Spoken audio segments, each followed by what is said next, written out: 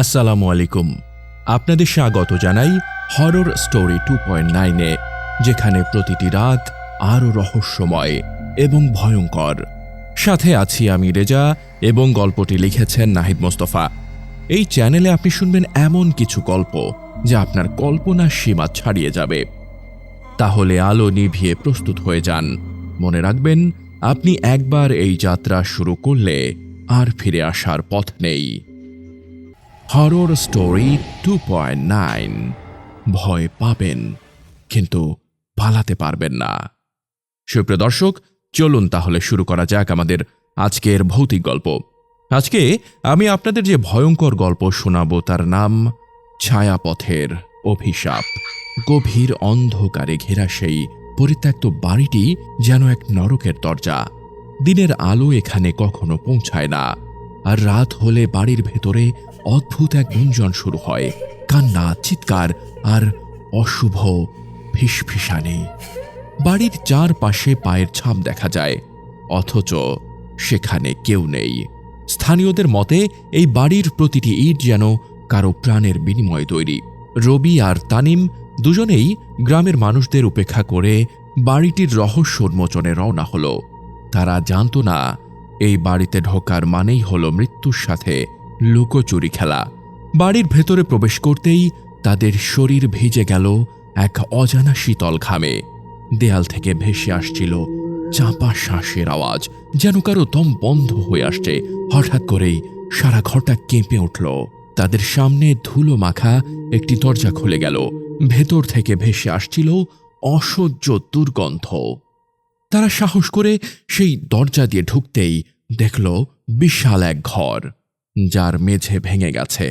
মেঝের নিচ থেকে ভেসে আসছে অসংখ্য মানুষের গোঙানি চিৎকার আর মৃত্যুর আর্তনাদ। হঠাৎ রবি দেখল মেঝের ফাটল থেকে একজন নারী তার রক্তাক্ত হাত বাড়িয়ে তাকে ডাকছে। তার ফাঁকা চোখের গর্ত আর মুখ থেকে বেরিয়ে আসা রক্ত যেন পুরো বাড়িটিকে ঢেকে দিচ্ছে। রবির পা যেন জমে গেল। সে না পারছে পালাতে, না পারছে কিছু বলতে।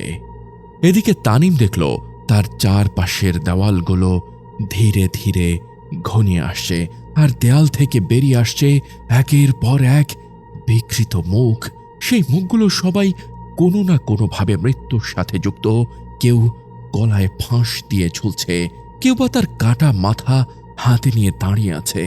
প্রতিটি মুখ ফিসফিস করে বলছে, তোমরাও আমাদের সাথে থাকবে। ঘরের আলো হঠাৎ করেই নিভে গেল। তানিম আর রবি বুঝতে পারল তারা কোনো সাধারণ অভিশপ্ত বাড়িতে নয়, তারা ঢুকে গেছে সেই জায়গায় যেখানে আত্মারাও মুক্তি খুঁজে পায় না। তানিমের গলা দিয়ে হঠাৎই একটি ফিসফিসানি বেরিয়ে এলো, যেন কারো কণ্ঠ তাকে আচ্ছন্ন করে ফেলেছে। সেই আচ্ছন্ন কণ্ঠ বলতে লাগলো, এখান থেকে বেরোতে পারলে কেউ বিশ্বাস করবে না তুমি বেঁচে আছো। এই বাড়িতে যারা ঢুকেছে তারা কখনো ফিরে যায়নি, আর যারা ফিরে গেছে তারা আসলে কখনো মানুষই ছিল না। সুপ্রিয় দর্শক, এতক্ষণ আপনি শুনছিলেন হরর স্টোরি 2.9। সাথে ছিলাম আমি রেজা। গল্পটি লিখেছেন নাহিদ মোস্তফা, এবং এই রাতে ভৌতিক গল্প শোনানোর সুযোগ পেয়ে আমি কৃতজ্ঞ।